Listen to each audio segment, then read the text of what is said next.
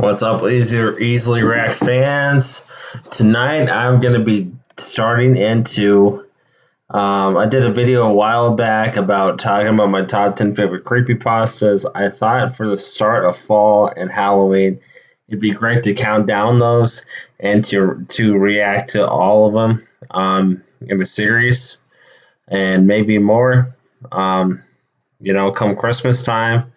Halloween time. Hopefully the top 10 runs into that Halloween time. I can definitely add more if I move down the list too fast, but I don't think I will because there are some long ones on there. So fully expecting the great reactions from this. If you love creepypastas, you have got to check out what's his name? Meat Canyon's creepypasta talk with Creepcast. If you love creepypastas, check out Creepcast. It's awesome. They started this podcast talking about all the great creepypastas. He actually lives in Kansas City. I don't know how near my brother, but that's actually pretty awesome that he lives that near to me. But yeah, he's a crazy guy, but he's fun. He's very fun to listen to, so I highly recommend them. But yeah, I'm going to start with my number 10, and this was The Clown, the Paint, and the Turbines. That's a relatively short story, but I love the atmosphere the story brings, especially the great bass sims in the background just add on to this. So yeah, this is going to be my number 10, The Clown, the Paint, and the Turbines. Hope you enjoy. Happy.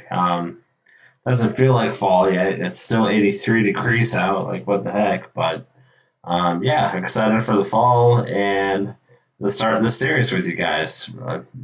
People who are interested in this. So, here we go. This is The Clown, the Paint, and the Turbines.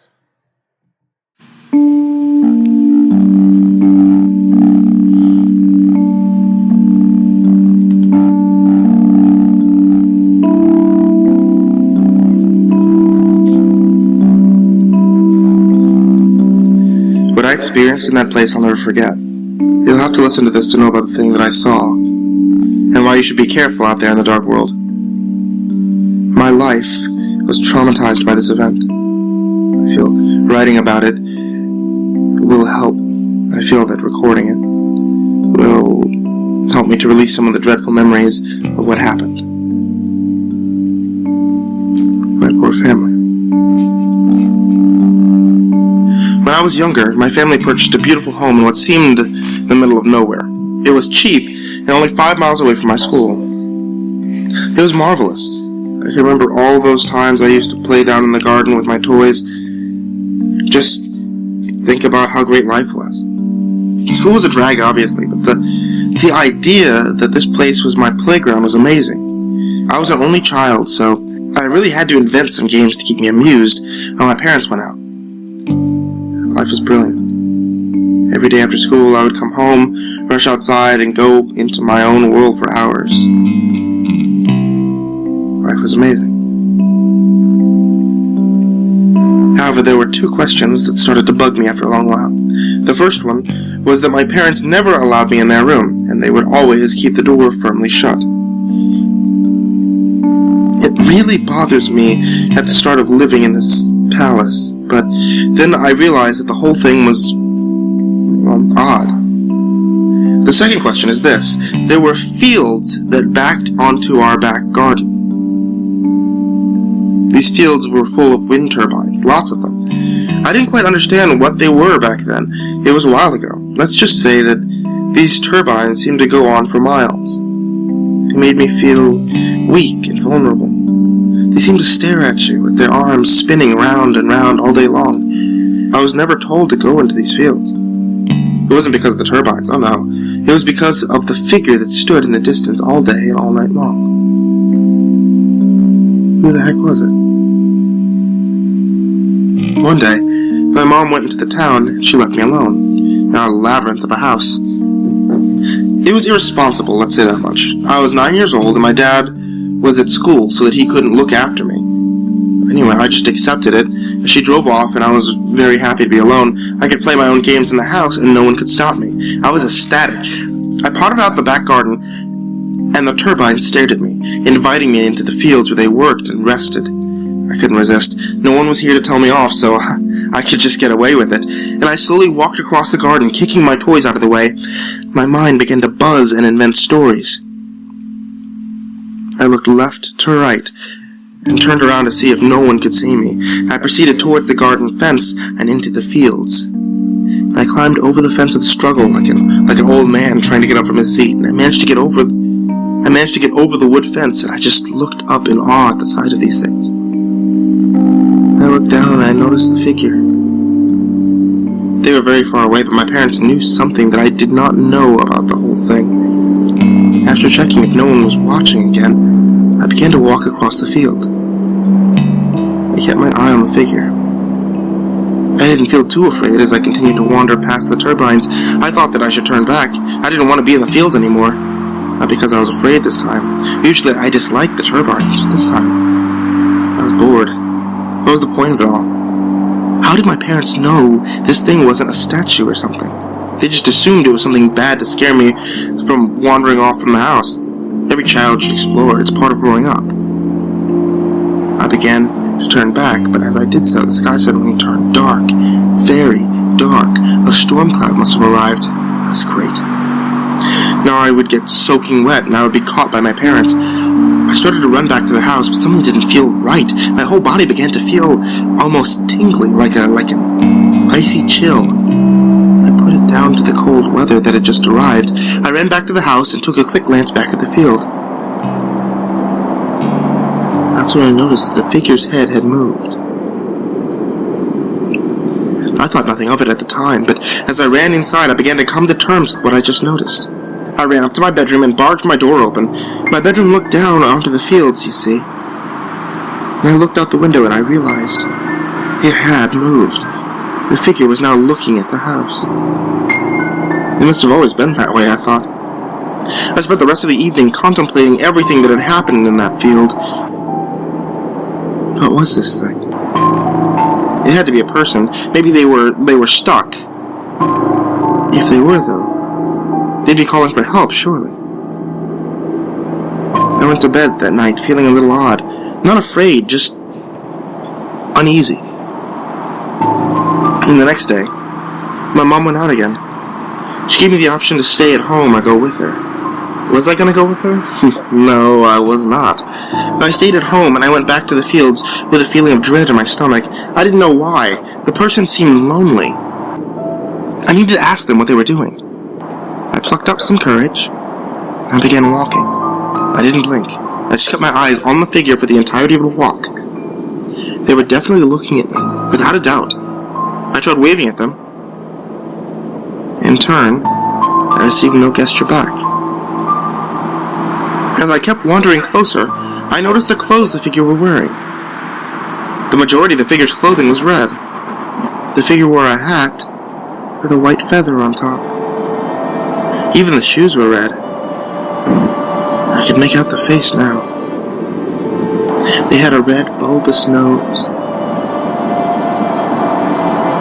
The bottom half of the face was painted blue. It appeared their lips were painted white. This person was a clown. What would a clown be doing in the middle of a field staring at my house? Hello? I called. No response. I stood at the far distance of the clown. The person was certainly a man. I kept calling the clown. No response at all. What are you doing here? I asked. Suddenly, the clown blinked and shifted its head up a little. I stood back a little. Can you hear me? I asked. You should turn back. The clown finally responded. What's your name? I kept questioning him. Does it matter what my name is? I'm here because I want to be here.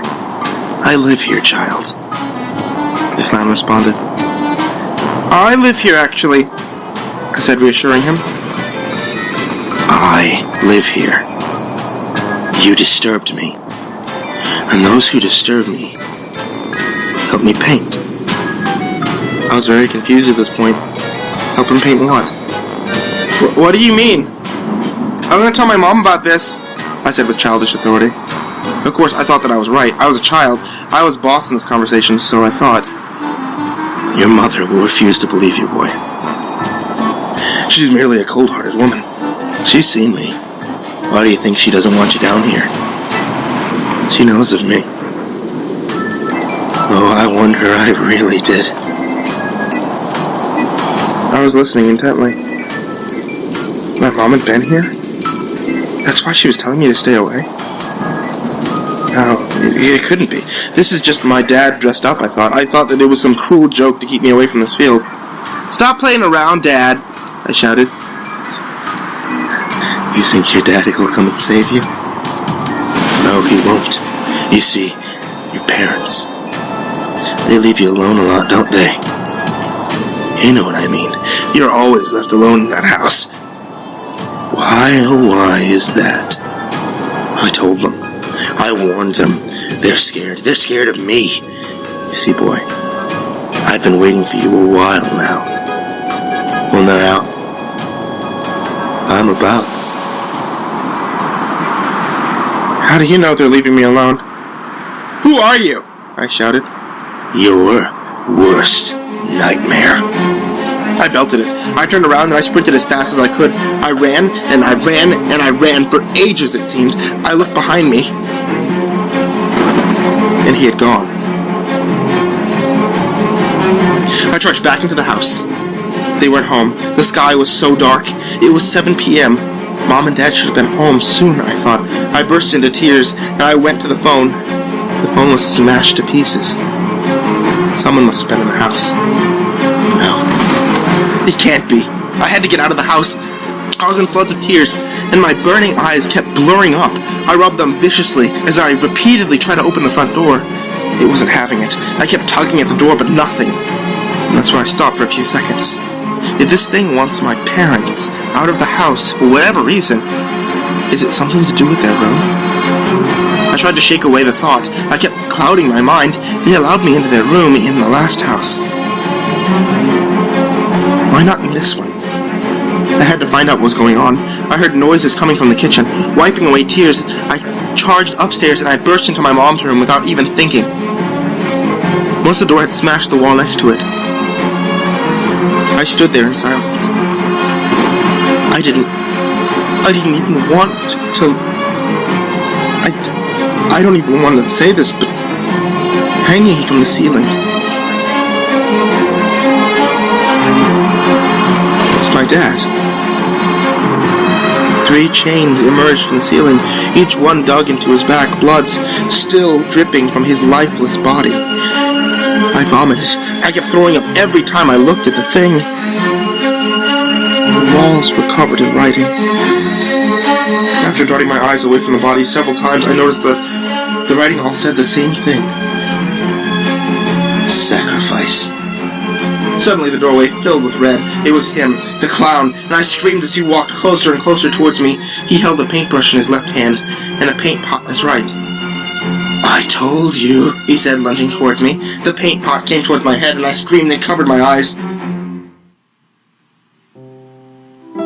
And then I woke up. This seems like a stupid little plot twist, doesn't it? It's not. Please keep listening. You have to find out the truth. It was a dream. And it was early morning. I had dreamt the entire ordeal. Not moving house, obviously, but the clown and the room and everything to do with that horrid field. I slowly wandered downstairs, gripping my head. It hurt really bad. I must have been thrashing around in the night because of the nightmare it hit my head. I was burping up sick because of what I witnessed in my dream. It made me sick to my stomach. Maybe I was coming down with an illness. Not again. I called for my parents. No answer. They must have been outside. I went to the back door and I opened it and hobbled outside and I called again. Still no answer. I wandered to the edge of the garden to see if they were in the fields. I saw something in the distance. I thought it was them. I called, and the figure looked at me and waved. I was happy knowing that my parents were safe and sound, and that I was going to be alright. The turbines weren't spinning that morning. I spent the rest of the morning inside watching TV. I didn't bother looking at the window to see where they were. I was too involved in watching cartoons to even remember to check. By 4 p.m., they had still not returned to the house. I went outside to go and look for them, and that's when I stopped dead in the middle of the field.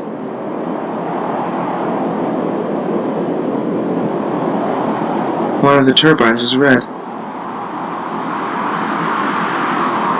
As I looked up at it, I screamed in horror.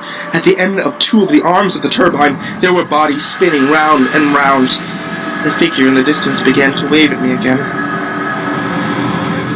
No, it couldn't be that. That wasn't a dream. I was just concussed, and the paint pot gave me the injury on my head. That's when I noticed the writing on the fence. The writing that wasn't there earlier. The very words that made me suffer for countless years now. Thanks for helping me pay.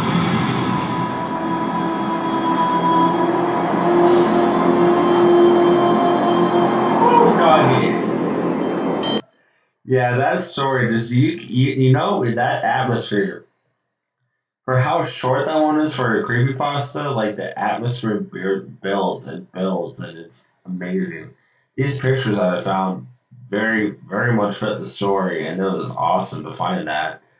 It's kind of like the Dark Knight, Arkham Knight Scarecrow. But yeah, that's really cool. So definitely that fit the vibes of that story for sure. Let's check out some comments. I remember listening to this story when it came out. I was in sixth grade, and I had no care in the world. Kind of wish I could go back to simpler times listening to creepypastas all day. Yep, I listened to this one in high school. 10 years ago, it was 2014, so that would have been my junior year of high school. And yeah, I just love to listen to these all day. And I had a Galaxy tablet that I would fall asleep to creepypastas. I can't really do that now because I want to know the stories and all that. And yeah, but dude, this it's so nostalgic for me now. But to me, these were the great years. Like 10 years ago was the peak of all the creepypastas. So yeah, he's still going very strong. All the creepypasta channels are. So it's probably it's almost my favorite side of YouTube minus the music. So yeah, um,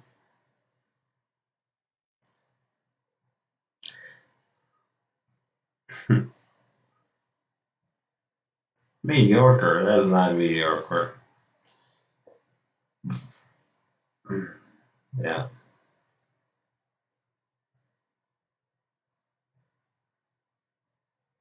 kind of reminds me of Jeepers Creepers a little bit. That kind of vibe. But yeah, that's a great story. Definitely about the atmosphere in that. So I think that's a great way to kick off the top 10. Hope you guys enjoyed, and I'll be back with a Warren Zevon album reaction tomorrow. Peace.